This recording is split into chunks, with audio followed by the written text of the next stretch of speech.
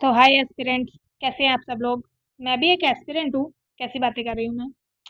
तो मैं आप लोगों से पूछना चाहती हूँ, आपका हाल कैसे चल रहा है, ज़िंदगी कैसी चल रही है। हालांकि मुझे पता है ज़्यादातर एस्पिरेंट्स की ज़िंदगी बिल्कुल बेकार ही चल रही होती है। मेरी भी बेकार ही चल रही है। ना कुछ नया होता है ना कुछ, मतलब पुराने में ही जिए जा रहे हैं। रोज़ सुबह उठो, खाना बनाओ, लाइब्रेरी चले जाओ, फिर खाना बनाओ, फिर सो जाओ, फिर उठो, फिर खाना बनाओ, लाइब्रेरी चले जाओ, फिर खाना बनाओ।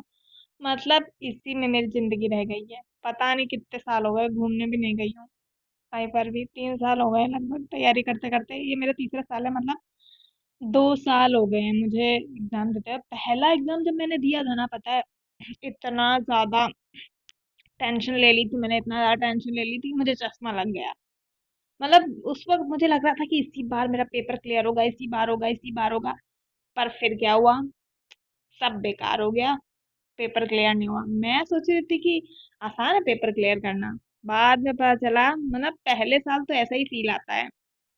तो इसी कारण बाद में पता चला कि नहीं, इतना भी आसान नहीं होता। और दूसरी बात कि मैं अम, इतना ज्यादा अपने आप में सोच इसलिए पा रही थी क्योंकि मैं उस टाइम पे मौक ही नहीं दी थी। पहले साल तो मैंने मौक ही नहीं दिया इतना। मतलब 2-3 दिए होंगे तो दिए होंगे, और मुझे याद नहीं है मैंने मौक दिया था कि नहीं दिया था।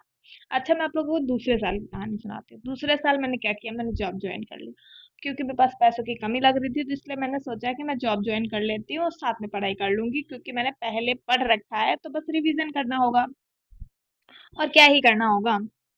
तो इसी बात को सोच करके मैंने स्टार्ट कर दी, जॉब अपनी ज्वाइन कर ली। फिर इसके बाद मैंने फिर तैयारी करा, और तैयारी करते करते, मतलब पेपर जॉब के साथ तैयारी करोगे तो कुछ हो पाएगा, नहीं हो पाएगा। मतलब हो जाता है कई लोगों का, मेरे जैसे लीडर लोगों का कुछ नहीं हो सकता। तो इसी कारण फिर मेरा क्या हुआ, बिल्कुल बेकार हो गया, पेपर बेकार हो गया। मतलब क्या बोलूं मैं। फिर इस बार मैंने सोचा कि मैं जॉब ज्वाइन करी थी, जॉब कर रही थी, और फिर मैंने रिजाइन दिया ऑफिस में, बोला कि मेरे को जॉब नहीं करनी है। पर कोई भी मुझे रिजाइन देने, मतलब रिजाइन नहीं ले रहा था मेरा। तो मैंने क्या किया, मैंने खुद से क्विट कर दिया। अब जब मैंने खुद से क्विट कर दिया तो अब मुझे वहां पे दोबारा जा भी नहीं सकती हूँ।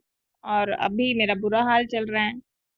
तो मैं क्या करूँ, मुझे तो समझ ही नहीं आ रहा। जब मैंने दूसरे साल तैयारी कर दी थी ना, तो मेरा पेपर खराब हो गया था, क्योंकि मैं रिवीजन पे, हाँ रिवीजन करूंगी, रिवीजन क्या बताऊँ, मेरा रिवीजन करने में बिल्कुल मन ही नहीं लगता। जैसे रिवीजन करने की कॉपी खोलो वैसे ही मुझे नींद आने लगती है। बस मुझसे नया नया पढ़ने के लिए बोलो, बड़ा बढ़िया लगता है मुझको। बस, और रिवीजन करने की बात कर दी तो बस नींद आना शुरू। मैं सोचती रहती हूँ, अभी करूंगी, थोड़ी देर में रुकूंगी, थोड़ी देर में करूंगी। रिवीजन करती भी हूँ, जैसे मैं 2-3 बार रिवीजन कर रही हूँ, कोई चीज का याद नहीं होता है। फिर इसके बाद ये सबसे ज्यादा मुझे जीएस याद करने में प्रॉब्लम आती है। दिमाग चाट के रख रखा है जीएस में। वो भी उसमें क्या बोलते हैं तुम लोग, पता नहीं, जो है, अरे ये डांस, तरीके तरीके के फेस्टिवल। मैं हालांकि नवीन सर की प्लेलिस्ट से रिवीजन करती हूँ, पर मैं रिवीजन ज्यादा नहीं कर पाती हूँ। इसी कारण मेरा सब लग रहा है, सब सत्यानाश हो रहा है। पता है, ज़्यादातर सब लोग कहते हैं कि रिवीजन करना ज़रूरी, रिवीजन की कॉपी बनाओ, गलतियों की कॉपी बनाओ, मॉक टेस्ट की कॉपी बनाओ। तुम लोग समझोगे नहीं कि मैंने मॉक टेस्ट की कॉपी बना रखी है, और उसमें मैं लिखती भी हूँ सब कुछ, पर मैं रिवाइज़ नहीं करती हूँ। मुझे पता है ये बहुत बुरी चीज़ है। अगर एग्ज़ाम निकालना है तो आपको रिवीजन करना ही पड़ेगा। जो चीज़ आपको अच्छी नहीं लगती है, एग्ज़ाम निकालने के लिए वो सब करना पड़ता है। तो अभी मैं उसे दोबारा से पढ़ने की कोशिश कर रही हूँ, और जो भी मैंने लिखा है ना, मतलब इतना ज़्यादा ऐसा लिख दिया है कि मुझे खुद नहीं समझ में आ रहा है कि मैंने क्या लिख दिया है मॉक टेस्ट की कॉपी में। पर फिर भी मैं उसका मतलब निकालने की कोशिश कर रही हूँ। मैं आप लोगों को दिखाऊंगी, क्या पता आप लोगों को भी ना समझ में आए कि क्या लिखा गया है, किधर लिखा, किधर से किधर लिख दिया गया है। चलो कोई नहीं, मेरी जैसी भी तैयारी चल रही है, धीरे धीरे चल रही है। पहुंच जाऊंगी मंजिल तक, कोशिश तो जारी है। और मेरे साथ कुछ अच्छा होता है तो मैं तुम लोगों को बताऊंगी। मतलब मॉक में इंक्रीज मार्क्स होते हैं या फिर कुछ और होता है तो फिर मैं तुम लोगों को बताऊंगी, नहीं बताऊंगी, नज़र लग जाती है।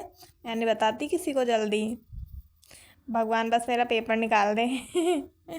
भगवान नहीं निकालेंगे, मैं मेरी मेरी खुद मेहनत निकालेगी। पर देखो, कोशिश जारी है।